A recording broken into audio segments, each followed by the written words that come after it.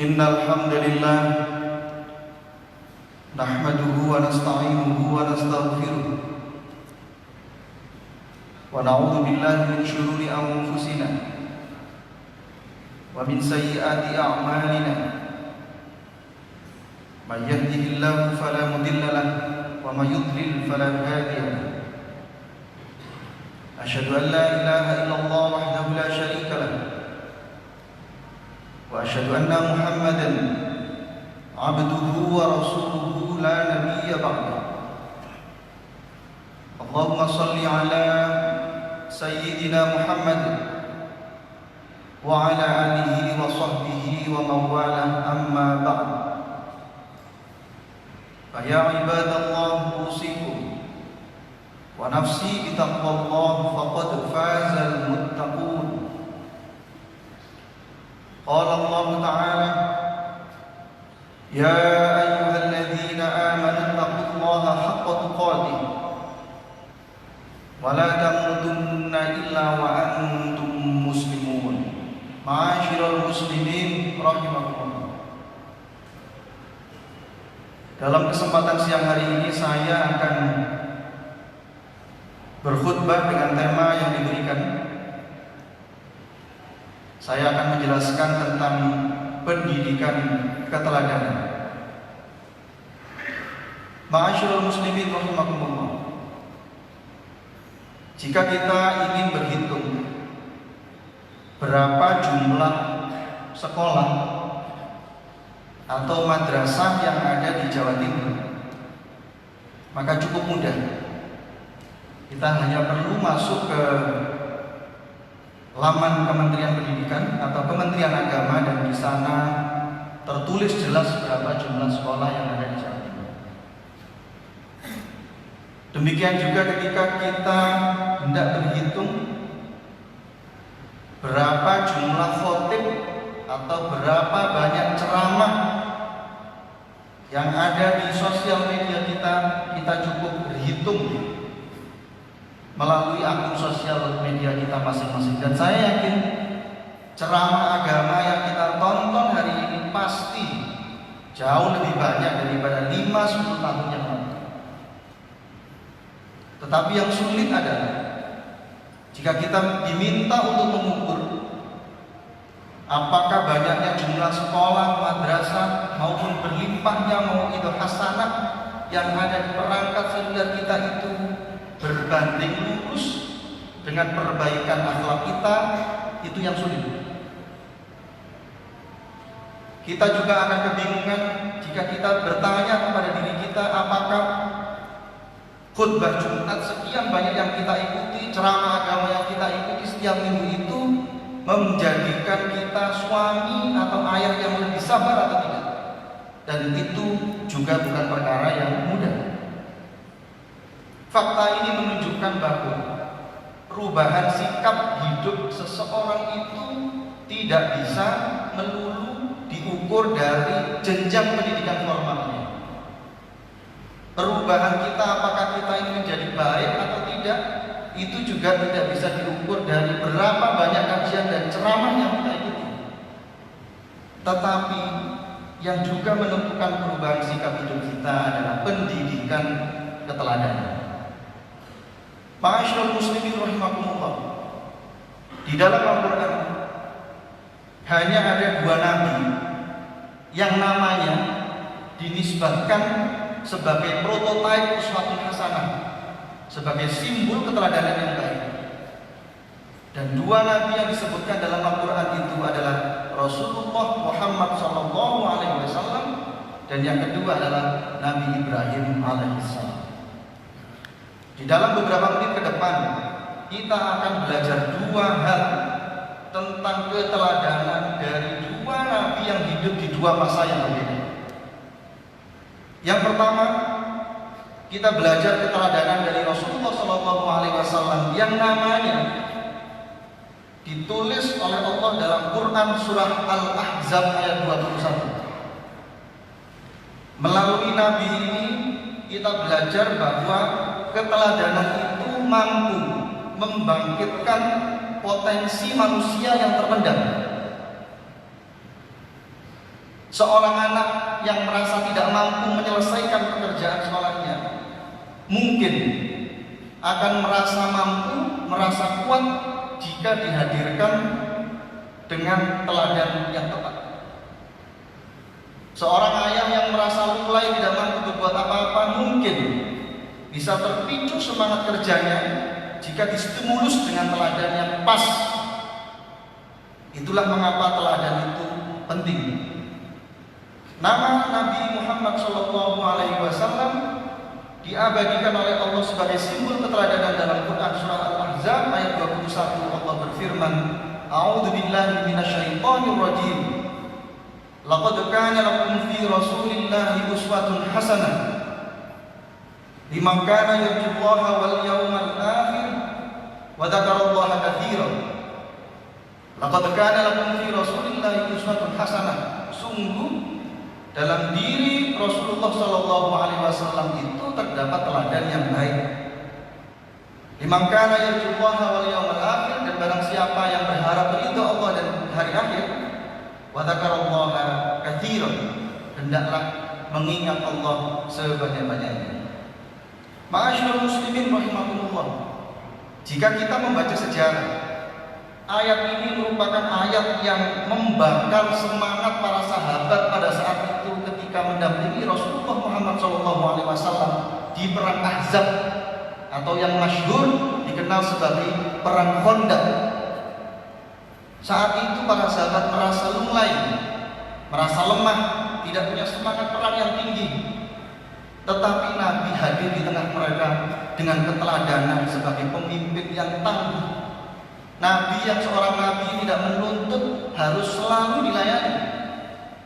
Nabi memberikan contoh satunya kata dan perbuatan. Nabi memberikan teladan nyata di tengah sahabat-sahabat yang lemas pada saat itu. Dan Nabi hadir menjadi pemikul beban yang paling berat di antara para sahabat. Dan terbukti keteladanan Nabi yang membakar semangat para sahabat saat itu menjadi kunci keberhasilan umat Islam dalam perang Ahzab, atau yang masyhur dikenal sebagai perang Khandaq. Sejarah ini menunjukkan kepada kita bahwa teladan itu penting. Seorang yang lemah itu bisa menjadi tangguh ketika dihadapkan dengan keteladanan yang kuat. Seorang ilmuwan Jepang, Kazuo Murakami, pernah menulis buku dengan judul The Divine Message of DNA. Dalam buku ini dia berkisah bahwa setiap manusia, saya dan para jamaah sekalian, memiliki jumlah gen yang relatif sama, yang jumlahnya kurang lebih sekitar 3 miliar gen yang melekat pada diri kita. Dan jumlah ini sama. Jumlah ini sama dimiliki anak yang ada di Jawa. Jumlah ini sama dengan yang dimiliki oleh anak yang ada di Indonesia Timur. Semuanya sama. Dan yang menarik, dari 3 miliar gen yang ada di tubuh kita itu, seringkali yang aktif hanya 5-10% dari sekian banyak gen yang ada di tubuh kita.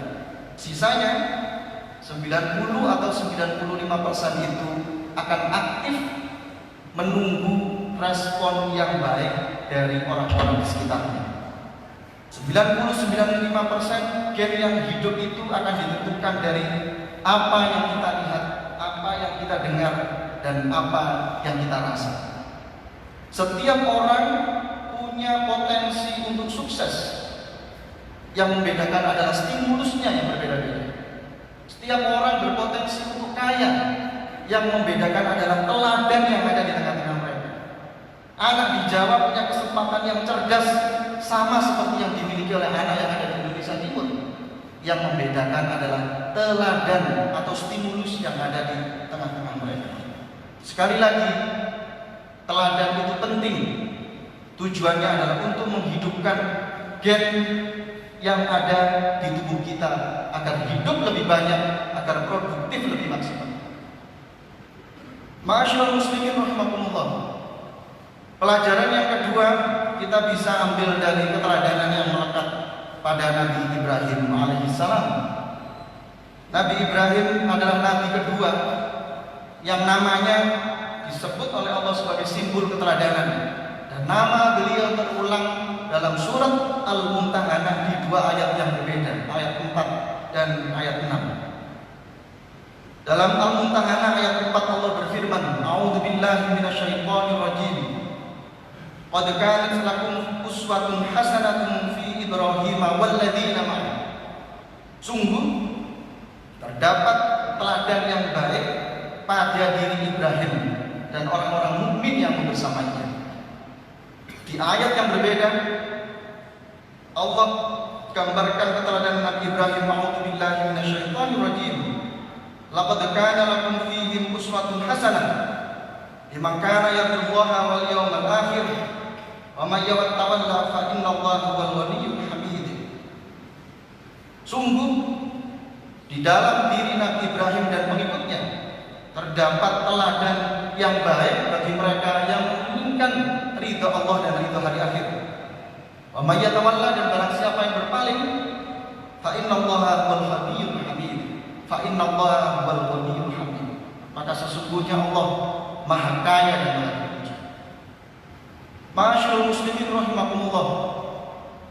Perjalanan Nabi Ibrahim ini mengajarkan kepada kita bahwa menuju kehidupan yang lebih baik itu butuh proses. Menghadirkan kemenangan itu butuh proses. Tidak instan, butuh kerja keras. Nabi Ibrahim memberikan teladan yang baik.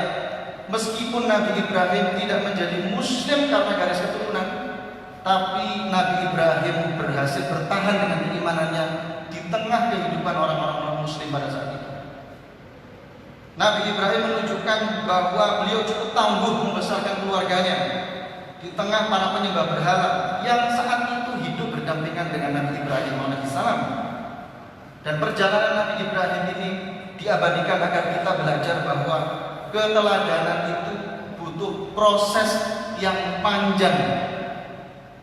Mustahil jika saya dan para jamaah sekalian ini berharap anak cucu kita kelak menjadi pemimpin yang penuh empati jika hari ini kita besarkan mereka dengan amarah dan kebencian. Sulit rasanya kita membayangkan bahwa di 10-20 tahun yang akan datang anak-anak kita akan menjadi pengusaha atau ilmuwan yang hebat, yang tangguh, yang pekerja keras. Jika pemandangan yang mereka lihat di setiap harinya adalah sosok ayah yang malas dan tidak mau berubah pikirannya, maka keteladanan yang kita hadirkan hari ini di tengah keluarga kita akan menentukan perubahan nasib dan kualitas hidup anak cucu kita di 15-20 tahun yang akan datang. Dalam sebuah makalah Arab dikatakan biqadril kaddi tuktasabul ma'ali. Kebahagiaan atau capaian hidup seseorang itu ditentukan dari kerja keras dan penuh keringat yang dikeluarkan. Apa yang kita tanam hari ini akan dirasakan oleh anak cucu kita di masa yang akan datang. Apa yang dilihat anak kita hari ini itu adalah cerminan anak cucu kita di masa yang akan datang. Jika yang kita hadirkan adalah kerja keras dan kesungguhan, insya Allah kelak anak cucu kita menjadi ulama atau pengusaha yang tangguh diterpa segala ujian. Jika yang kita suguhkan kepada mereka sosok ayah yang jujur, maka insya Allah mereka nanti akan bekerja sebagai pekerja yang penuh keteladanan dan kejujuran. Aqulu qauli hadza wa astaghfirullah li wa lakum wastaghfiruhu innahu huwal ghafurur rahim.